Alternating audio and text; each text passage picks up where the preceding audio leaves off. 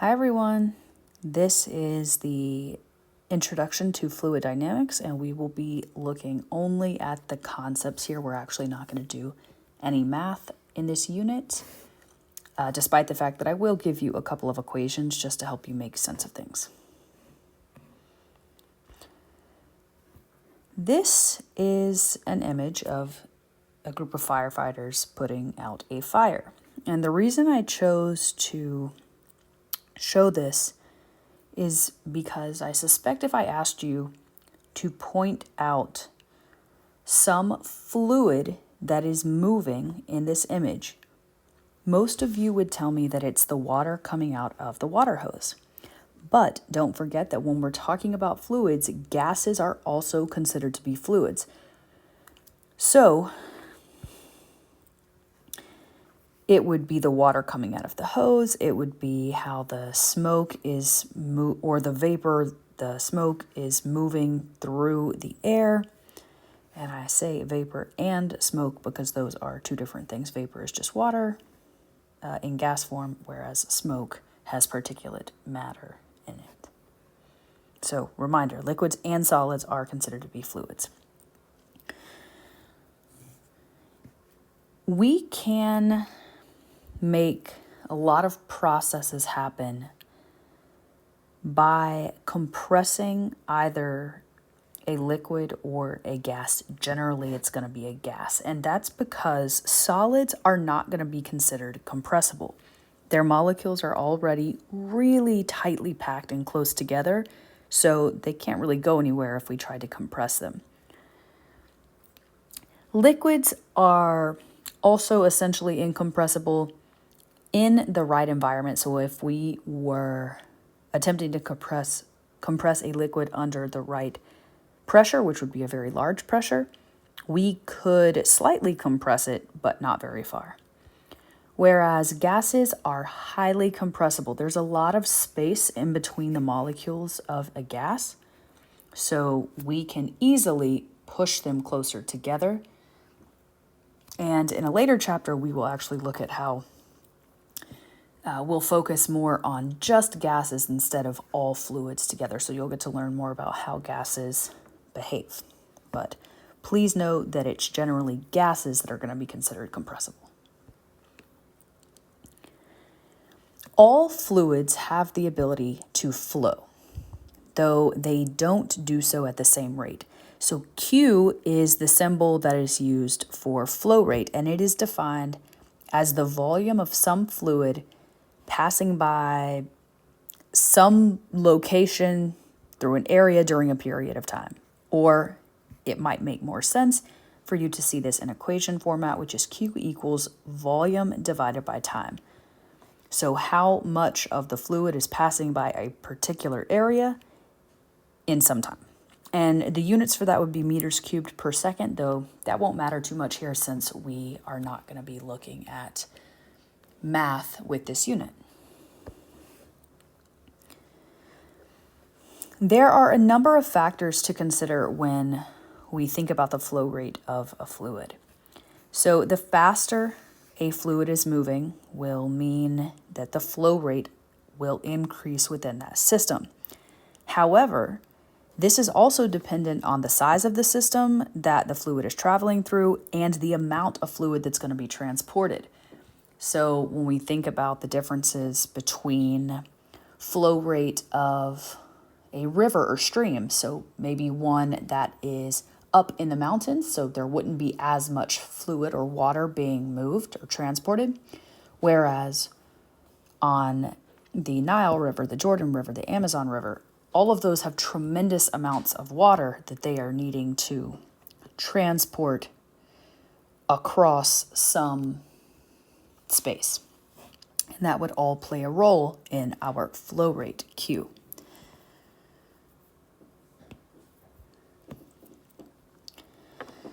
Over on the left, you see something called the equation of continuity, and this is going to be valid for incompressible fluids, so liquids. When we are talking about an incompressible fluid, the speed is going to increase as the cross-sectional area decreases. So as the area of our tube, pipe, whatever it is we're talking about, or something open like when we're talking about a river, the speed of the fluid will increase as we decrease the area. And the speed will also decrease as we increase the area. So this is why, like for example, I don't know, if you're washing your car and you're using a water hose, when you place your finger over the opening of the hose, you can make the water come out a lot faster, and then you can spray the car, as opposed to if you don't put your finger over the opening and it just comes out in a steady stream. And that's because you are decreasing that cross-sectional area, or the space that the water can actually flow through. So the smaller the area that it has to flow through, the greater its speed is going to be when it comes out. And this is also how the nozzle on a garden hose works. And I made the note down here, so it's the same thing I said earlier. Since liquids are the fluids that are generally incompressible, this equation would be true for them. It can be applied to gases, but it's something we have to be more careful about due to the behavior of gases. But again, we will get to that in a later unit.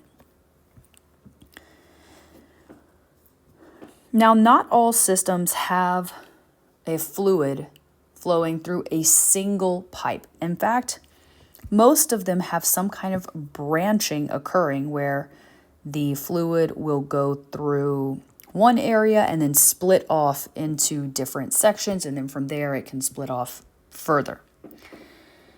So continuity of flow is going to be maintained when we have branching, but if we were to mathematically look at this, it would be the sum of the flow rates in each of the branches, which that should make sense to everyone, and I hope it does.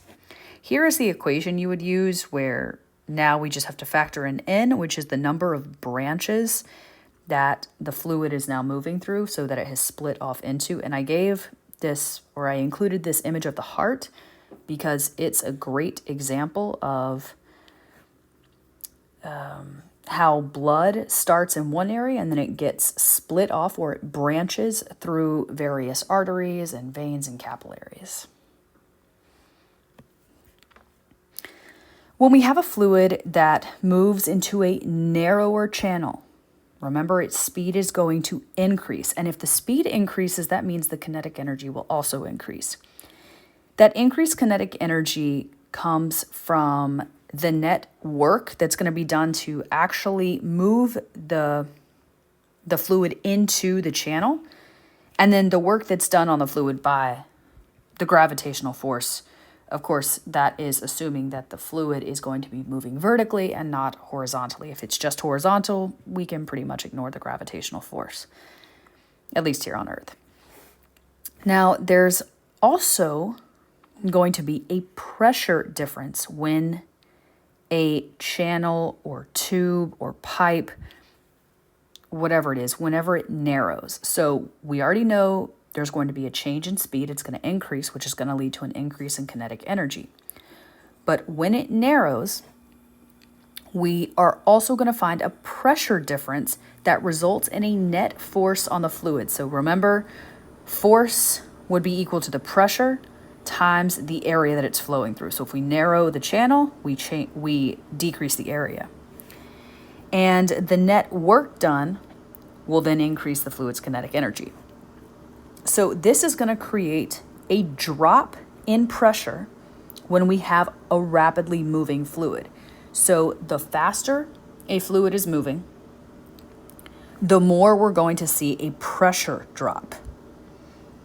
And it doesn't matter whether or not that fluid is confined in a tube or a pipe. It could also just be something like air moving outside or through your house. There are a lot of examples of pressure drops that occur in rapidly moving fluids. And I'm going to give two common examples, and hopefully you can relate to both of these. So if you've ever been driving in a car on the highway and you're moving at a really fast speed, so 65, 75, 80 miles per hour, and you pass by a large truck also moving really quickly, you might have noticed that it felt like your car was being pulled towards the truck. And that's because as you move past the truck at a really high speed, the air that you're moving through, which is a fluid, is also going to be moving at a really high velocity, which is going to create a pressure drop in that area. Well, since things in general, so fluids tend to move from areas of high pressure to areas of low pressure, the fluid or the air on the other side of your car wants to move into this area of low pressure that is now between your vehicle and the large truck. So it will sort of pull, really the air is pushing against your car as it tries to move over into that area of low pressure, but it will feel like your car is being pulled towards the truck. And this has actually resulted in a number of wrecks. Another way we see this, and perhaps this is more common, is in the shower. So if you've ever experienced your shower curtain kind of blowing into the shower or even sticking to you, and this is why there are masses at the bottom of shower curtains, this is because as the water flows out of your shower head, it's moving generally at a pretty high velocity. And it creates an area of low pressure inside the shower. So now the area outside the shower has a higher pressure, and as the air, the fluid, the air, moves from the area of high pressure outside the shower to the area of low pressure inside the shower, it causes the shower curtain to be pushed into the shower. So those are common examples, and now you've learned something new. Now, Bernoulli's principle describes the relationship between the pressure and velocity in fluids. So there is actually a principle that describes these things. And it is a form of the conservation of energy principle. Again, we're not going to have to do anything with the equations you see. I'm just really telling you about the ideas between pressure and velocity in fluids, like in the two examples I mentioned earlier. So the equation states that for an incompressible frictionless fluid, the sum of the pressure times a look at the energy, both potential and kinetic, is going to be constant. And the top one is for dynamic fluids, so those moving through a system, and the bottom one is for static fluids, so those that are not moving. There are a number of applications of Bernoulli's principle. One is called entrainment. And this, I have several examples on the page, and I'm gonna get my, let's see. So entrainment just means to bring in and transport a fluid in some way. So it's to move things about or fluids about by using reduced pressure in high velocity fluids. So using the idea that as we increase the velocity of a fluid, the pressure decreases, resulting in an area of higher pressure on the outside and lower pressure on the inside, which then forces the fluid into the area of lower pressure. Devices have been designed with this principle in mind since ancient times. This is actually how this is the principle that was used to get water to move various heights, so to pump water to a certain height. And some of the examples that I have over here in this image, so there's 4 images, A, B, C, and D, and all of them work in some way to bring a fluid into their system and transport it. So in the first one, we have a Bunsen burner, which brings a gas into the nozzle, and then it escapes from the top. It's transported through the top. The next one, we have an atomizer is what it's called. So it uses a squeeze bulb to create a little jet of air that transports drops of something, and in this case, it's perfume. We also have an aspirator, and then in the fourth one, we have the chimney portion of a water heater, and you can read more about those in the book. Wings and sails are another application of Bernoulli's principle. So their design is very much rooted in fluid dynamics. The wing on anything that has a wing, and just use an airplane as a great example, is going to be tilted upward at a really small angle, and that upper surface will now be longer, which causes the air to flow faster over it. So now the pressure on top of the wing gets reduced, and it creates a net upward force or lift. Then we have sails where the pressure on the front side of the sail is going to be lower than the pressure on the back side of the sail, and that results in a forward force, and it allows you to sail into the wind. And again, these are explained in more detail in the textbook. Other things that have an effect on flow rate are viscosity and then the amount of turbulence that might exist within a fluid or within a system. So viscosity, and you might have heard this term before, is the friction in a fluid, and it's always defined in terms of the friction between the layers of a fluid. So we have two types of flow. We have laminar flow and we have turbulent flow. So laminar flow is going to be a smooth flow of a fluid in layers that don't mix. And turbulent flow, or turbulence, we will also call it. And you've probably heard that term if you've ever been on an airplane and the pilot mentioned it. Oh, we're going through an area of high turbulence. It's characterized by eddies and swirls that are going to mix layers of the fluid together. So I have an image over here, and the bottom part of this smoke would be considered laminar flow. But as it begins moving up, we notice that the flow changes, and that would be considered turbulent flow. And I have another image on the next slide, which will hopefully make this make more sense.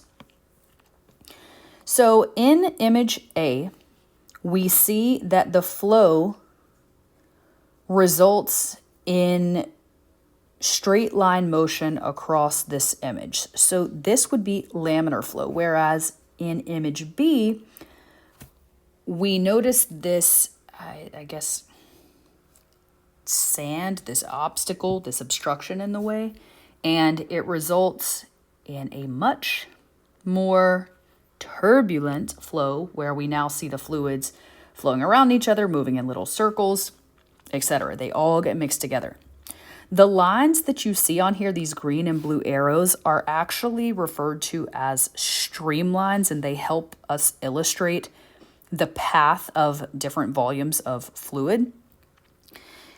You'll notice that they are very smooth and continuous as long as our flow is laminar, but they get broken up and they look a little bit more complicated when our flow is turbulent.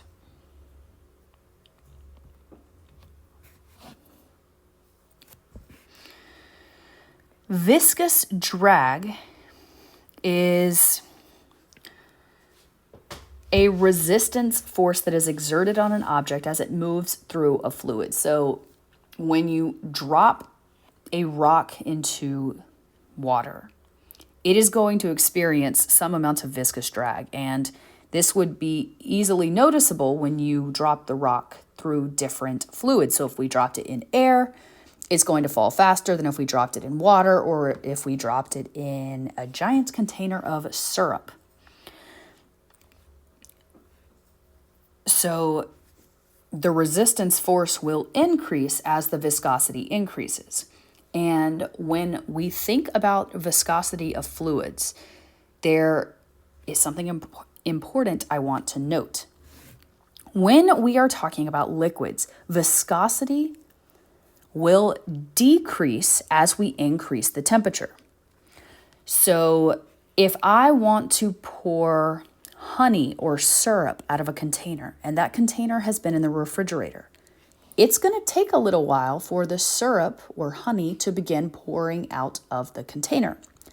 However, if I have recently heated that up in the microwave and then I pour it, the syrup or the honey is going to flow more freely because we have decreased the viscosity. So an object is going to move more quickly.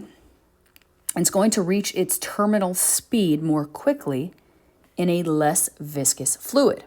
Now, for gases, the opposite is true. As I increase the temperature of a gas, we're actually going to see the viscosity increase. And that's because the more we increase the temperature, the more energy we are providing to the gas molecules. So they are moving around more quickly, causing collisions, etc. So as we drop something through a higher temperature gas, it's going to come into contact with more molecules. It's going to collide with more molecules, slowing it down. So the cooler a gas is, the lower the temperature, the less viscous it will be, and the faster an object would reach terminal speed. So this is also why,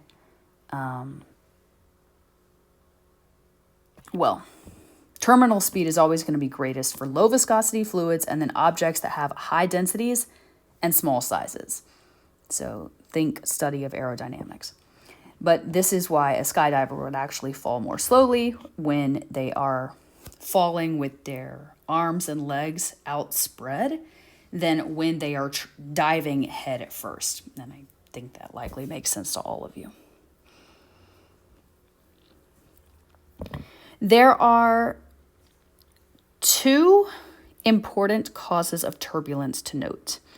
The first is caused by any kind of obstruction. So like you saw a few slides ago, there was that sand dune in the ocean, which was an obstruction. Or a sharp corner, like the one that's in a faucet, will create turbulence. And it does this by changing our direction of velocity. The second cause is going to be high speeds, and this is because the drag between the adjacent layers of fluid will start to swirl around. It's moving so quickly that it almost loses control, causing those streamlines to start swirling about and the fluid layers to mix together.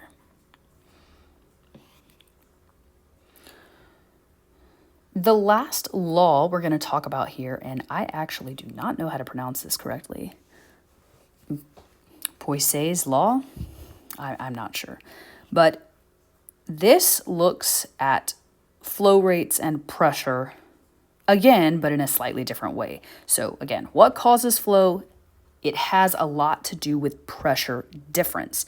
And the flow rate is going to occur in the direction from a high area of pressure to a low area of pressure. So the greater the pressure between 2 points, the greater the flow rate's going to be. And the flow rate is also going to be inversely proportional to the viscosity of the fluid and the length of the tube that it needs to move through. So this law specifically focuses on things that are in enclosed spaces, generally. At least that's how we are going to talk about it here. Okay, might seem like there's a lot here, but we are going to apply this law to the circulatory system. You likely know that blood flow within anything that has blood is regulated by changes in the blood vessel sizes and by blood pressure. So when blood flow gets restricted through an area, so the area decreases, then the blood flow will increase through that area. So it will speed up a little bit. And when we create a larger space, so for example, if somebody has to have a stent put in to open up an artery a little bit more, we're increasing the area that the blood can flow through, and it can slow down a little bit. So blood flow is going to be incredibly sensitive to the radius of the artery or the capillary that or vein it is flowing through. During really vigorous exercise, blood vessels will actually selectively dilate so that blood pressure increases just a little bit, and this will create an overall greater blood flow, and it will increase flow to certain areas while restricting it to others. Now, I know I mentioned velocity of the flow as it relates to the radius or the area that it can flow through, so the area of an artery. However, we also need to think about the amount of blood that would be able to pass through these areas. And obviously, if we have blocked a portion of the area, we are not going to be able to get as much blood through that area because of the obstruction. So when this happens, maybe there's a plaque buildup in an artery, the blood flow can be reduced. And even a 5% reduction of the blood vessel reduces the flow rate to about 81% of the original value. So there's a 19% decrease in flow caused by that 5% decrease in radius, and that's pretty significant. So to compensate for this, the body will generally increase its blood pressure by that amount, and that in a short period of time would be okay. So if you're exercising, it's okay that your blood pressure increased a little bit. But when this is happening for extended periods of time, it takes a toll on the body. It's very hazardous to the heart. It's difficult on the heart, and it weakens the walls of those vessels because the blood pressure is increased for a prolonged period of time. And you're going to have a question in the quiz related to the circulatory system, so heads up. Another way we see this law is in a car engine. So we all have, well, I think we all have, you should, if you have a car, have a pressure gauge for your oil. And on a cold day, that oil pressure is going to be really high because the fluid is less, it's going to be thicker than on a hot day when it's warmed up a little bit and it now flows better. So the pressure, because the motor oil has a greater viscosity when it's cold than when it's warm, is going to be greater on a cold day than on a warm day.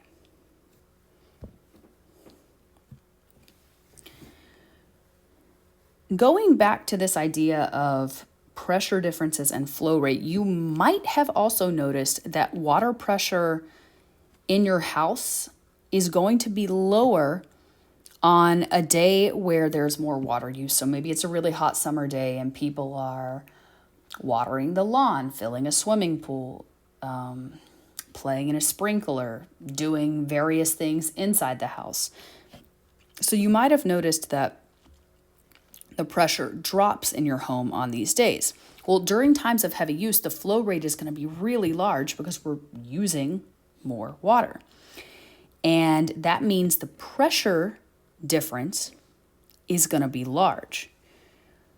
Well, the place we're getting all of our water from, the various water towers around here, that pressure is going to remain the same. So as the pressure is, or as the water is moving into the various homes that it supplies, so as it's branching off into these various homes, the pressure is going to have to decrease just a little bit to compensate for that large flow rate. And you can mathematically solve this and calculate it and see that if you want to, but otherwise you just kind of need to understand the concept that when our flow rate is larger, there's going to be a pressure drop in the water lines or in any line that we're talking about. Okay. So there are times when we can actually predict whether flow would be considered laminar or turbulent. Here's what we know. So number one, if we have a very smooth tube or a really smooth object, and we have a fluid moving at fairly low velocity, the flow should be laminar.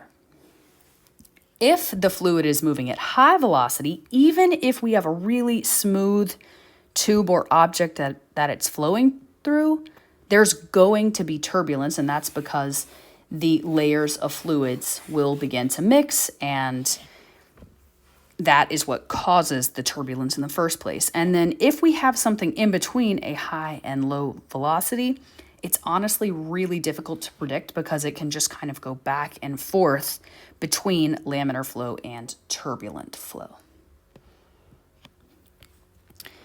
We can also look at some turbulence causes in the human body. And you have hopefully heard a lot of these terms before, and if you're anybody who is trying to head into a medical field, this is really important for you to understand. So an occlusion is a narrowing of an artery. And because it's narrowed, or because of this occlusion and the resulting narrowing of the artery, as the blood is trying to flow through, it's going to be coming into contact with that little occlusion, creating turbulence. And this turbulence is actually quite noisy, and we can often detect it just by using a stethoscope. So that's why if you go to the doctor and have your blood pressure checked, they will place the stethoscope on your arm, and it's so they can listen and see if they hear anything that would indicate an occlusion in the artery. Aneurysms or ballooning of arteries also create a significant turbulence, and sometimes they can be detected with a stethoscope, though a lot of the time this is not one that's able to be caught because of how quickly things progress when the artery ultimately bursts. And the last one, and this one is very commonly found with a stethoscope, is a heart murmur. And this is produced by some kind of damage in the heart valve, or perhaps a heart valve that has not closed correctly. That will cause turbulence, and we can hear that through a stethoscope, and that's how those are generally diagnosed.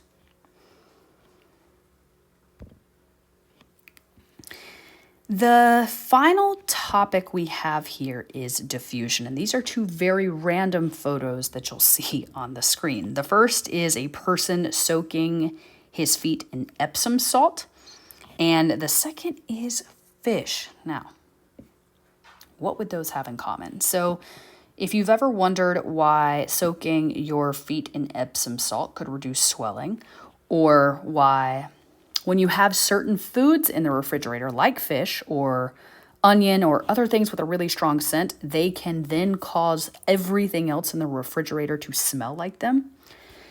It is because of the process of diffusion. So diffusion is the movement of substances due to their random thermal motion, and this is all at the molecular level. When we are looking at macroscopic distances, this happens pretty slowly. So if I have a fish at my house, you are not going to be able to smell it at HCC because this would happen really slowly and then the molecules would just get lost along the way. But we do notice it when you drive near the ocean or a river. You also notice it at much smaller levels. So if you have this fish in your refrigerator and then you have a container of butter beside it, those molecules that create the fish or that are responsible for the fish scent can actually diffuse into solid substances, so they can go into the butter or through the walls of the container, and now your butter will have a smell and taste of fish. The density of common materials are generally great enough that molecules can't travel very far before a collision would cause them to just scatter away and then we wouldn't notice them. And then sometimes, well, not sometimes, larger molecules are always going to diffuse more slowly than smaller ones. So some molecules are so large that it isn't going to matter what they're attempting to get through. It's not going to work because they're too large to fit through the small openings available to them. But smaller molecules are very, very good at diffusing because they're small enough to fit through a number of spaces.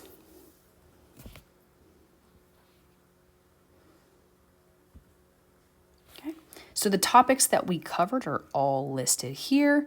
I think the only one I forgot to mention was, oh my goodness, I don't know why I can't pronounce this guy's name. Who was it? Persuli? Yes, this guy. But here are all of them. Your quiz this week is 100% open response. There are no multiple choice questions, so you will actually be writing out your responses to things, and the directions are in Canvas. Good luck with all of that, and please let me know if you have any questions.